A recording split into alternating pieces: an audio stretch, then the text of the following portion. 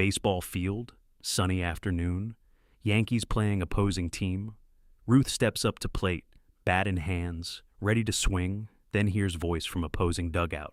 Loud voice, mocking voice, saying something about his appearance, about his features, about where he might have come from. Ruth freezes, bat trembles slightly in hands, face changes, not angry, something deeper, something scared. Umpire calls time, looks at Ruth. You okay? Ruth nods, but not okay, not at all. Steps back into box, swings at first pitch, misses completely. Unusual for Ruth. He never misses like that. Never swings wildly. But mind is elsewhere. Mind is racing with old fear, ancient fear, fear that has lived inside him since childhood. Fear of question he cannot answer. Fear of truth he does not know. Who am I? Where did I come from?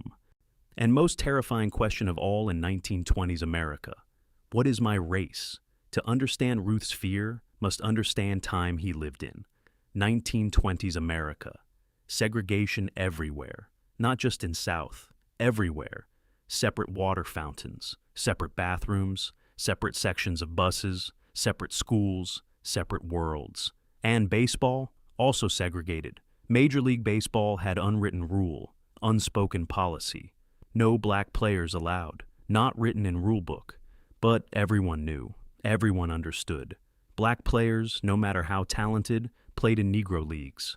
Separate league, separate teams. Never mixing with white players, never allowed in major leagues. This wasn't just tradition, this was law of land, invisible law, but enforced absolutely.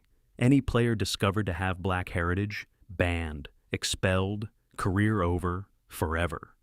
This was reality Ruth lived with, every day, every game, every moment. Because Ruth had problem. Ruth didn't know his own heritage, didn't know his family history, didn't know who his parents really were, and his appearance made people ask questions, questions that terrified him.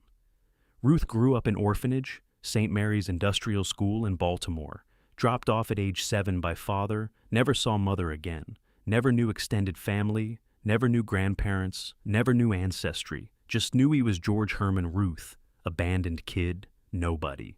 And when you're nobody, people can claim you're anybody. People can make assumptions. People can spread rumors. Ruth's appearance didn't help. He had features that made people wonder. Dark hair, broad nose, full lips, skin that tanned deeply in summer sun. Features that, in deeply racist America, that made some people suspicious, made some people question, made some people whisper. Opposing teams noticed, started using it as weapon, started shouting from dugouts, started trying to rattle him, not just calling him names, but questioning his heritage, implying things, suggesting things, trying to plant seeds of doubt, trying to make crowds turn against him. Because in segregated America, racial doubt was powerful weapon, most powerful weapon. If people believed Ruth had black heritage, his career would end. Immediately. No trial, no proof needed, just suspicion, just rumor, just enough people believing. That's all it would take. First time it happened, Ruth was young player, still learning game, still building reputation. Opposing player shouted something from dugout, something about Ruth's nose, about his lips, about his skin. Suggesting he didn't belong in major leagues, suggesting he should be playing in other league, Negro League. Ruth didn't respond, just stood there, frozen, terrified. Teammates noticed, came to him after inning. Babe, you okay? Why did you let that get to you? Ruth couldn't explain, couldn't say, because I don't know if it's true, because I don't know my own family, because if people believe it, my career is over, my life is over, everything I've worked for is gone. Couldn't say that, so just said, I'm fine, just ignore it. But couldn't ignore it, because question lived inside him always. Who am I really? What is my heritage? And most terrifying, what if they're right? What if I don't belong here? Not because of talent, but because of invisible line. Line drawn by racism. Line drawn by segregation. A line that says some people can play here, some people cannot, based solely on ancestry, based solely on appearance, based solely on fear and hate. Ruth went to manager, told him about taunts, about questions, about fear. Manager uncomfortable, didn't want to discuss it, but said, "Babe, here's what you do. Don't respond, don't engage, don't give them power. Just play baseball. Play so well that nobody can question your right to be here. But what if what? What if they're right? What if I do have heritage that would disqualify me?" Manager looked at Ruth seriously. "Do you know your family history?" "No, I was raised in orphanage. Never knew my parents well." "Then nobody can prove anything. And in America, you're innocent until proven guilty. Without proof, it's just rumor, just noise. Ignore it. But what if someone finds proof? What if someone investigates?" "Nobody will investigate. You're Babe Ruth. You're making Yankees money. You're bringing crowds. You're hitting home runs. As long as you're valuable, nobody will look too closely. That's ugly truth. But it's truth." Ruth understood. His safety came from his value. As long as he hit home runs, he was protected. But if he ever stopped being valuable, if he ever became expendable, then questions might get serious. Then investigation might happen. Then truth might come out. Whatever truth was. This created an impossible situation. Ruth needed to keep performing, not just to maintain career, but to maintain safety. Every game was test. Every at-bat was proof. Proof he belonged. Proof he deserved to be there. Not because he was talented, but because he was valuable enough to protect. This weight affected him, affected how he played, affected how he lived. Some games, taunts would start. Opposing dugout would shout, make comments about his appearance, about his features, about rumors they'd heard. Ruth's performance would suffer, would strike out, would miss easy plays, mind not on game, mind on fear. Other times anger would fuel him, would hit home runs out of spite, out of determination, trying to prove worth, trying to prove value, trying to prove nobody could question his right to be there. Teammates noticed pattern. When Ruth was being taunted about heritage, his performance became unpredictable, either brilliant or terrible, never consistent. One teammate pulled him aside. "Babe, why do you let them get to you? You know it's just noise, just trying to rattle you." Ruth wanted to say, "It's not just noise, it's existential threat. It's question of whether I have right to exist in this space. It's a reminder that my entire career could end based on ancestry I don't even know." But couldn't say that. So just said, "I know, I'll ignore it better." But couldn't ignore it. Because racism wasn't just in taunts. It was in system. It was in rules. It was in reality of baseball itself. Ruth would see Negro League players sometimes. Incredibly talented players. Players who might be better than many major league players, but couldn't play in majors, couldn't get opportunity, solely because of race. This haunted Ruth, because he thought, what if I'm like them? What if only difference between me and them is that nobody's proven my heritage yet? This thought terrified him, and not because he believed black players were inferior, but because he knew system would destroy him if heritage was questioned seriously. He saw what happened to other players, players whose heritage was questioned, players who suddenly disappeared from rosters, careers ending mysteriously. Nobody talked about it officially, but everyone knew, everyone understood. Question your heritage seriously enough, career over. Ruth lived with constant anxiety. Every time he met a new person, wondered, do they see it? Do they question it? Do they suspect? Every time newspaper wrote about him, worried, will they investigate my background? Will they dig into my family history? Every time he looked in mirror, saw features that made others suspicious, wished he looked different, wished he had features that didn't raise questions, wished he could just be baseball player without carrying weight of racial identity politics. Claire noticed his anxiety. Early in their marriage, asked him, "Babe, why do you get so upset when people comment on your appearance?" He hesitated, then told her about orphanage, about not knowing family, about features that made people question, about segregation in baseball, about fear that career could end if heritage was questioned seriously. Claire listened, quietly, then said, "Babe, do you believe there's something wrong with being black?" Ruth shocked. "What? No, of course not." "Then why are you afraid?" "Because baseball says there is something wrong with it. Because system says there is. Because if people believe I have black heritage, I lose everything. Not because I did anything wrong, but because of rule." Ruth stopped, thought. Yes, exactly. I'm afraid of system that would destroy me for something I can't control, for ancestry I don't even know, for accident of birth. That's not your fear, babe. That's system's evil. Don't carry system's evil as personal burden. But how could he not? How could anyone not carry that burden when system was so powerful, when system controlled everything, when system could take away livelihood, identity, career based solely on heritage? Years passed. Taunts continued, sometimes worse, sometimes better, depending on team, depending on city, depending on how desperate opponents were to rattle him. Ruth developed coping mechanism. When taunts started, he would focus on baseball, on mechanics, on swing, on breathing, would tune out voices, would create mental wall, would pretend he was alone at plate, just him and pitcher, nothing else existing. Worked sometimes, failed other times, but was only way to survive. One game particularly bad. Opposing team relentless. Every inning, new comments, new suggestions, new implications. By seventh inning, Ruth ready to explode. Wanted to charge dugout, wanted to fight, wanted to make them stop, but knew he couldn't.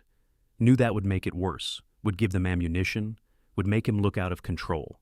So he swallowed anger, swallowed fear, swallowed humiliation, and kept playing. That night, alone in hotel room, he cried. Not common for Ruth, not man who cried easily. But weight was too much, fear was too heavy. Lived entire life not knowing who he really was. Lived entire career terrified truth might destroy him. Lived every day carrying burden of racist system on his shoulders. Claire found him, sat beside him, didn't say anything, just sat. Finally, Ruth spoke. I'm tired of being afraid, tired of not knowing, tired of carrying this. Do you want to find out? Investigate your family history? No. Why not? Because what if answer is wrong answer? What if investigation proves what opponents have been saying? Then what? Then I lose everything. Or what if investigation proves them wrong, gives you peace? Can't risk it, stakes too high. Better to not know. Better to live with fear than risk losing everything. That's not living, babe. That's surviving. In this world, for someone like me, surviving is victory. Heartbreaking statement, but true. In segregated America, for a person of uncertain heritage, just surviving system was achievement. Just keeping career was triumph. Just not being destroyed by racism was success. Low bar, impossibly low bar. But that was reality. Years continued. Ruth kept playing, kept hitting home runs, kept being valuable. Valuable enough that nobody investigated too seriously. Valuable enough that questions remained whispers. Valuable enough that career survived. But emotionally, took toll. Constant anxiety, constant fear, constant weight of carrying secret he didn't even know if he had. Other players noticed Ruth's sensitivity. Some sympathetic, some not. One teammate said, "Babe, you need to toughen up. Stop letting them get to you." Ruth wanted to scream, "You don't understand. You know your heritage. You know your family. You know where you come from. That you don't live with sword hanging over your head. You don't fear that tomorrow someone might prove something that ends your career. You have luxury of certainty. I don't." But didn't say that. Just said, "I'll work on it." Another teammate, more perceptive, said, "Babe, system is wrong, not you. System that judges people by heritage instead of talent is broken. Don't internalize their racism." Ruth appreciated that. But appreciation didn't remove fear, didn't remove anxiety, didn't remove reality that broken system still had power, still controlled careers, still destroyed lives. Near end of career, Ruth was asked by journalist, "You've faced many challenges in baseball. What was hardest?" Ruth thought carefully. Could have said many things. Could have talked about tough pitchers, difficult managers, pressure of fame. But, he said, hardest thing was never knowing if I truly belonged. Never knowing if people accepted me for who I was or just tolerated me because I hit home runs. Journalist confused. "What do you mean? You're Babe Ruth. Of course you belonged." Did I? Or did I just perform well enough that people didn't ask questions they might otherwise have asked? Journalist didn't understand, didn't push, moved to different topic. But Ruth had said more than he usually did. had admitted publicly, even cryptically, that belonging was never certain, was always conditional, always based on performance, always based on value to others. After Ruth retired, questions didn't stop. Even in retirement, people would comment on his appearance, would make implications, would suggest things. Ruth learned to ignore it better, but never stopped hurting, and never stopped being a reminder of fear he'd carried entire career. When Ruth died, obituaries focused on baseball achievements, home runs, championships, legend status. Few mentioned the quiet burden he'd carried, the fear that had shadowed his entire career, the anxiety of never knowing his heritage and world that demanded racial certainty.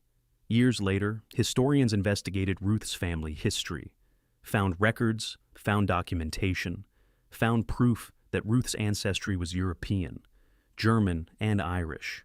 Not what opponents had suggested, not what Ruth had feared. Some saw this as vindication, proof that Ruth had belonged all along. But that misses point entirely. Point isn't whether Ruth actually had black heritage. Point is that he lived in terror of it. Point is that system was so racist, so cruel, and that mere suggestion of black heritage could destroy career. Point is that Ruth suffered for decades under weight of not knowing, under fear of system that judged worth by ancestry rather than character or talent. Point is that while Ruth's heritage was eventually proven acceptable by racist standards of time, the fear he lived with was real. The anxiety was valid, the suffering was genuine, and countless other people who did have black heritage were denied opportunities entirely, were kept out of major leagues, were forced into separate league, were treated as inferior, not because they lacked talent, but because system was built on racism. Ruth's fear was symptom of larger disease of segregation, disease of judging people by heritage rather than humanity, disease that infected all of baseball, all of America, and caused immeasurable suffering. Jackie Robinson broke color barrier in 1947, 2 years before Ruth died. Ruth saw it happen, saw first black player officially join major leagues, saw system finally, slowly beginning to change. Someone asked Ruth what he thought about Robinson joining Dodgers. Ruth said, "About time. Should have happened decades ago. Baseball has been missing incredible talent because of stupid, cruel rules. Do you think segregation was wrong? Of course it was wrong. Always was wrong. System that judges people by skin color instead of ability is broken system, evil system. Did it ever affect you personally?" Ruth paused, long pause, then said, "Everyone was affected by it. Nobody escaped. Some suffered directly. Others carried different burdens. But nobody escaped. That's how evil works. Spreads poison everywhere. And touches everyone." Cryptic answer, but revealing. Admission that yes, it had affected him. That yes, he had carried burden. That yes, he had suffered under system's weight. Ruth never publicly admitted his specific fear. Never publicly discussed the taunts. Never publicly acknowledged the anxiety of uncertain heritage. Kept that private. Kept that buried. Took it to grave. Why? Why never speak about it? Perhaps shame? Shame that he'd been afraid? Shame that he'd let system intimidate him? Shame that he'd carried burden silently instead of fighting back? Perhaps protection? Even in later life, didn't want to give ammunition to people who might still question, might still suggest, might still imply, perhaps privacy, felt it was personal, private, nobody's business, perhaps because speaking about it would mean admitting how much it had hurt, how deeply it had affected him, how much of his life had been shadowed by this fear, and maybe he didn't want to give that pain words, didn't want to make it more real by naming it. Whatever reason, he stayed silent, and silence became part of his legacy, part of his story, part of his pain. Modern perspective allows us to see Ruth's situation more clearly, to understand that his fear was rational response to irrational system, that his anxiety was valid reaction to racist reality, that his silence was survival strategy in hostile environment, but also allows us to see larger picture. Ruth's heritage was eventually proven acceptable by racist standards. He got to keep career, got to keep fame, got to keep success. But what about players whose heritage wasn't acceptable? What about talented players who never got chance? What about careers destroyed? What about potential wasted?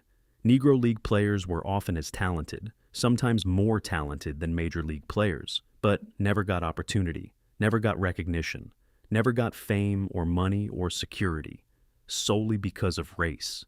This is real tragedy.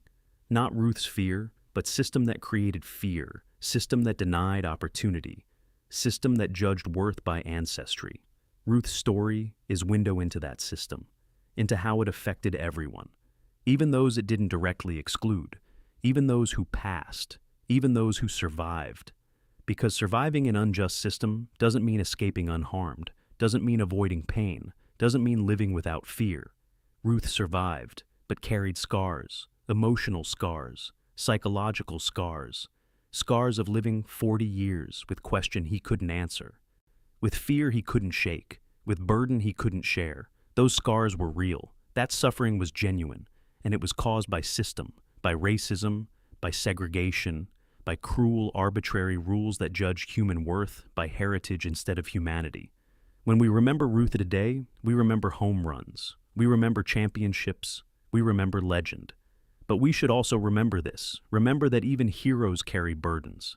Remember that even successful people suffer. Remember that systems of oppression affect everyone, even those who seem privileged.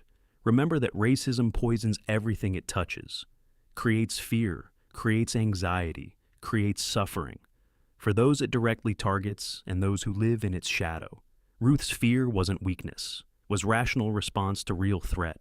Ruth's silence wasn't cowardice, was survival strategy in hostile world. Ruth's suffering wasn't unique, was shared by countless others in different ways.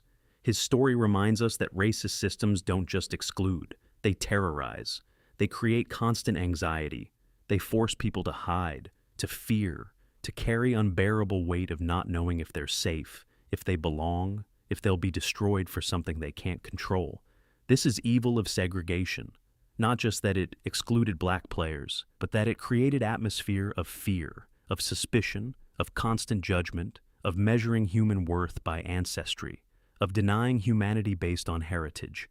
Ruth lived with this evil for 40 years, never spoke about it publicly, never admitted his fear openly, never sought sympathy or understanding, just carried burden silently, played baseball, hit home runs, became legend.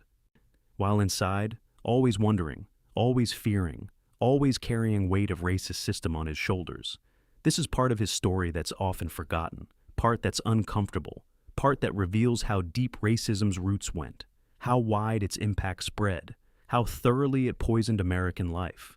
But its important part, true part, human part that shows even heroes are vulnerable, even legends carry pain, even successful people suffer under unjust systems.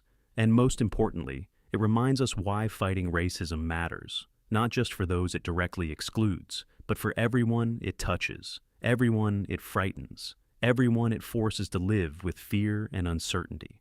Ruth's story ended, but lesson continues. Systems that judge people by heritage instead of character are evil, must be opposed, must be changed, must be dismantled. Not just because they exclude, but because they poison everything, create fear everywhere, cause suffering to everyone. Ruth deserved to play baseball without fear, without anxiety, without carrying weight of racist system. Every player deserved that. Every person deserves that. To be judged by character, by talent, by humanity, not by ancestry, not by appearance, not by heritage. That's lesson of Ruth's hidden fear. That's truth of his silent suffering. That's meaning of his 40-year burden. If this story opened your eyes to a hidden part of history, please subscribe for more untold stories from baseball's past. And comment below, how do we ensure future athletes never have to carry fears like this? Share your thoughts on building a more just world.